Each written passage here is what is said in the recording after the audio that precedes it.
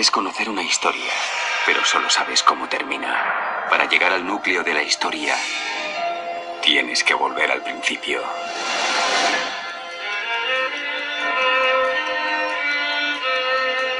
La opinión general sobre el santo nombre de Jehová solía ser que, debido a una superstición judía respecto al nombre de Dios, los traductores de la versión griega de los 70 habían usado en su versión los títulos griegos Kyrios, Señor, o Joseos, el Dios, en vez del tetragramatón.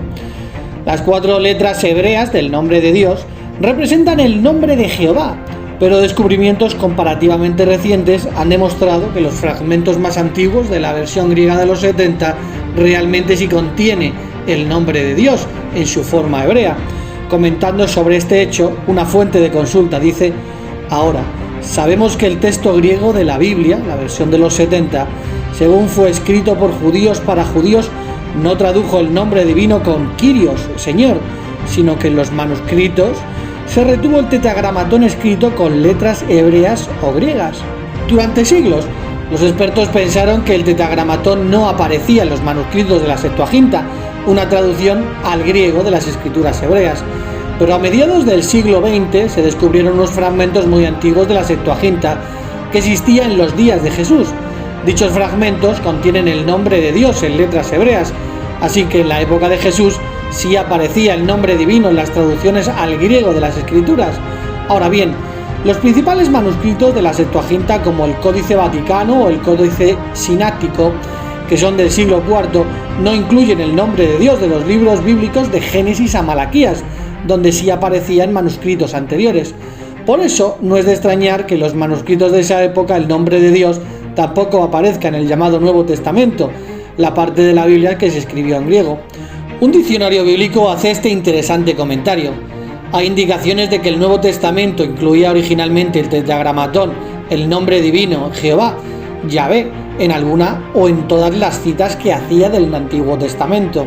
Esto se hace manifiesto porque las traducciones griegas del Antiguo Testamento o escrituras hebreas que fueron hechas en los primeros siglos de la era común por individuos que afirmaban ser cristianos, se encuentra el nombre divino.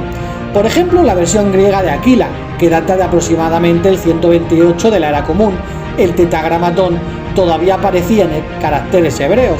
También, alrededor del 245 de la era común, el famoso Doctor Orígenes produjo su Hexaplá, una reproducción en 6 columnas de las escrituras hebreas inspiradas, considerando la evidencia de las copias fragmentarias que se conocen ahora. El profesor W.G. Weddell dice en la Hexaplá de Orígenes: las versiones griegas de Aquila, Simaco y de los 70, todas representaban a JHWH. En la segunda columna de la Hexaplá, el tetragramatón estaba escrito en caracteres hebreos. Otros creen que el texto original de la Hexaplá de Orígenes usó caracteres hebreos para el tetragramatón en todas sus columnas. Orígenes mismo declaró que en los manuscritos más fieles el nombre está escrito con caracteres hebreos, es decir, no en hebreo moderno, sino en hebreo arcaico. Sin embargo, los que quitaron el nombre de Jehová de las escrituras griegas cristianas dejaron una huella visible donde se ve de manera irrefutable que el nombre estaba en el texto original, y es que sustituyeron directamente Jehová y pusieron Señor, provocando que la frase carezca de sentido. Por ejemplo, en Mateo 22:37 dice en la Reina Valera de 1960, Jesús le dijo: amarás al Señor tu Dios con todo tu corazón y con toda tu alma y con toda tu mente. Y cuando lo leemos en el griego original, vemos que la palabra al no aparece y dice amarás a Señor, frase que carece de sentido. Si lo seguimos comparando con más textos, vemos la misma prueba. En Hechos capítulo 5, versículo 9 leemos: y Pedro le dijo: ¿por qué convinisteis en tentar al Espíritu del Señor? Y cuando lo comparamos con el griego, y dice de Señor en vez del Señor. Y en este mismo texto, cuando dice tentar al Espíritu en griego, hay un artículo acusativo singular neutro, a el Espíritu, al Espíritu. Por último, pues esto es una prueba irrefutable que se repite allí donde cambiaron Jehová por Señor. Dice Apocalipsis 1:8: yo soy el alfa y la omega, principio y fin, dice el Señor.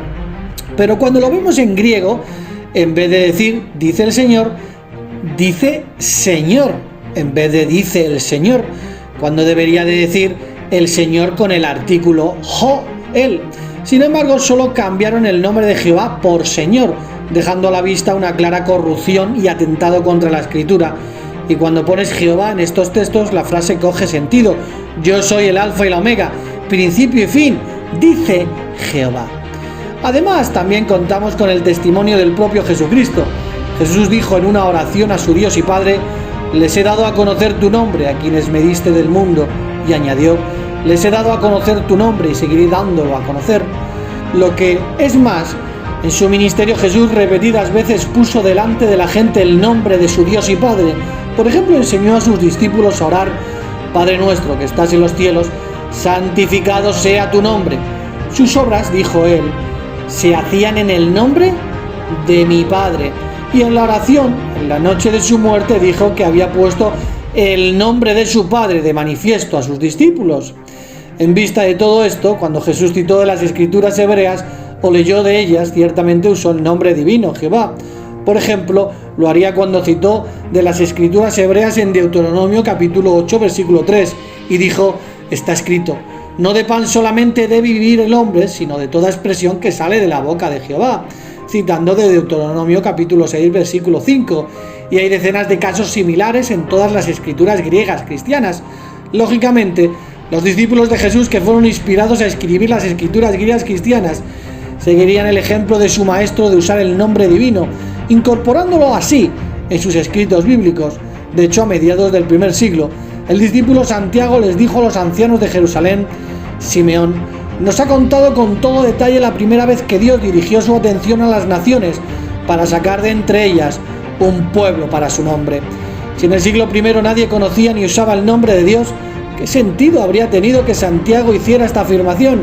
Evidentemente, porque para cuando se hicieron esas copias antiguas, que fue desde el siglo III en adelante, el texto original de los escritos de los apóstoles y sus discípulos había sido alterado. La gran apostasía seguía su curso.